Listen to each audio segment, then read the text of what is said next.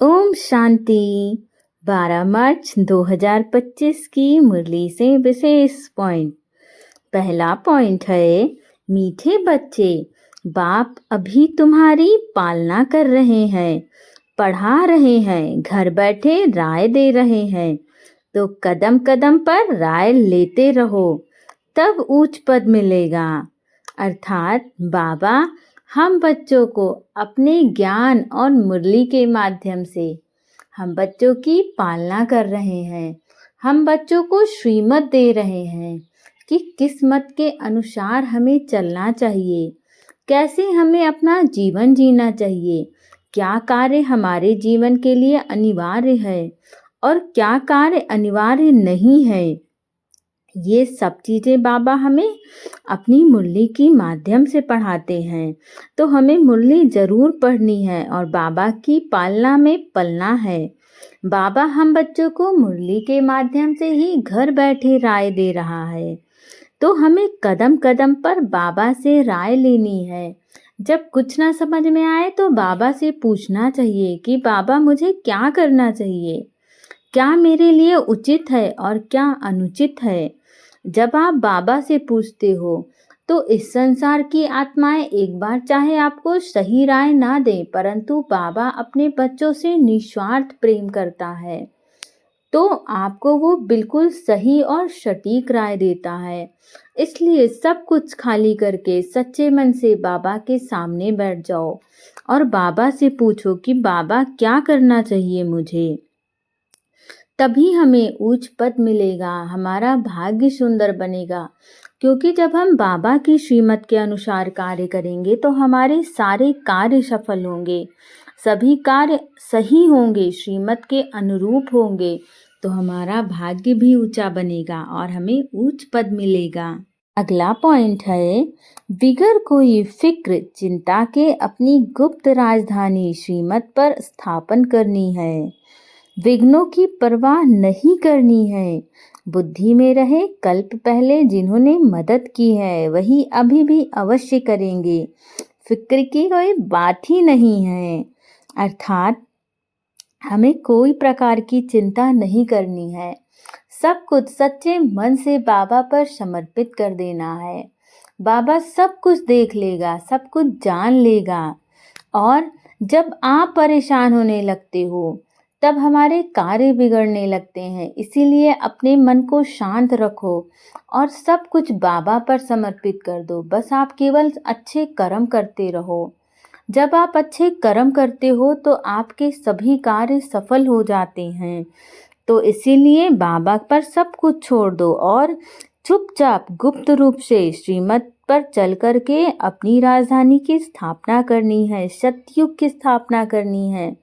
जब भी आप कोई अच्छा कर्म करते हो तो आप एक कदम सतयुग की तरफ बढ़ाते हो।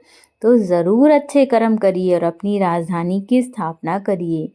विघ्नों की परवाह मत करिए। यदि आपके जीवन में कोई भी विघ्न आते हैं, बुद्धि में हमेशा रहे कि हमारी तो मदद कल्प पहले बाबा ने की थी, तो ज़रूर इस बार भी अवश्य करेंगे। क्योंकि बाबा ने ही कल्प पहले हमें ज्ञान दिया था और हमारा वही पाठ है। तो बाबा फिर से हमें ज्ञान दे रहे हैं और जिन बच्चे को स्वयं बाबा ज्ञान दे रहे हैं उन्हें विघ्नों की परवाह करने की क्या आवश्यकता है। सब कुछ बाबा देख लेंगे और आपको परेशान होने की ज़रूरत ही नहीं है जब आपने बाबा का हाथ पकड़ा है। अगला पॉइंट है, सदा खुशी रहे कि अभी हमारी वानप्रस्थ अवस्था है, हम वापस घर जा रहे हैं। आत्म अभिमानी बनने की बहुत गुप्त मेहनत करनी है, कोई भी विकर्म नहीं करना है। अर्थात हमें हमेशा इस खुशी में रहना है कि हमारी तो वानप्रस्थ अवस्था है। वानप्रस्थ अवस्था माना जैसे जो वन में चले जाते हैं, उन्हें किसी प्रकार का कोई मोह नहीं रहता है, वैसे हम भी बाबा के बच्चे हैं और बाबा हमें ज्ञान के माध्यम से यही तो सिखा रहे हैं कि संसार की चीज़ों से हमें मोह नहीं रखना है। यदि हमारा मोह हो तो स्वयं बाबा के तरफ हो, बाबा ही सब कुछ देख लेगा। और जितना जितना आपका प्रेम बाबा की तरफ होगा, बाबा आपके जीवन में सब कुछ सफल करता जाएगा। तो इस बात को हमेशा याद रखिए कि हमें घर वापस जाना है।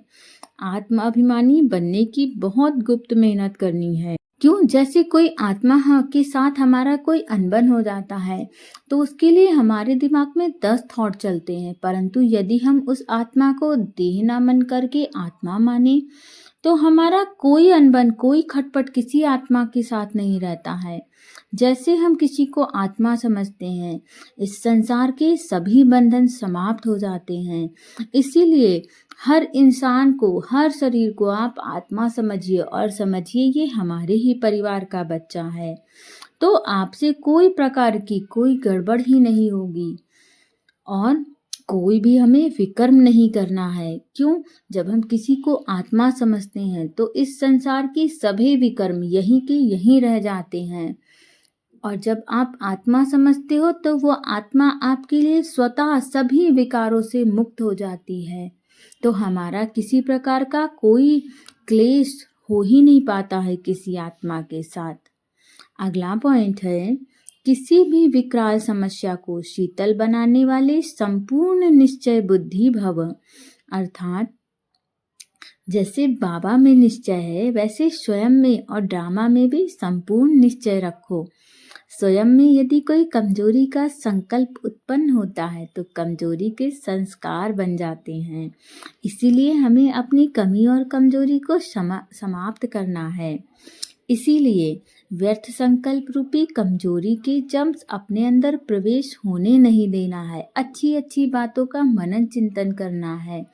उच्च सम्मानधारी आत्मा बनना है। साथ साथ जो भी ड्रामा की सीन देखते हो, हलचल की सीन में भी कल्याण का अनुभव हो, वातावरण हिलाने वाले हो, समस्या विकराल हो लेकिन सदा निश्चय बुद्धि विजयी बनो, तो विकराल समस्या भी शीतल हो जाएगी। अर्थात जब बाबा के ऊपर निश्चय होगा तो बाबा सब कुछ संभाल लेगा। बार बार बाबा यही कहता है। और यदि निश्चय नहीं होगा तो हमारी विजय नहीं होगी, फिर हम भी कहेंगे कि बाबा हमारी मदद ही नहीं करता है। अगला पॉइंट है, जिसका बाप और सेवा से प्यार है उसे परिवार का प्यार स्वतः मिलता है। अर्थात जिन भी आत्माओं का एक सच्चे बाबा से प्रेम है, उन आत्माओं को हर जगह सम्मान स्वतः मिलता है। उन्हें अपने परिवार में भी प्रेम अपने आप मिलता है। बाबा स्वयं कहते हैं कि बच्चे, यदि संगम युग में आप मेरे लिए जरा भी कुछ करते हो तो उसका पदम गुना आपको मिलता है। ओम शांति।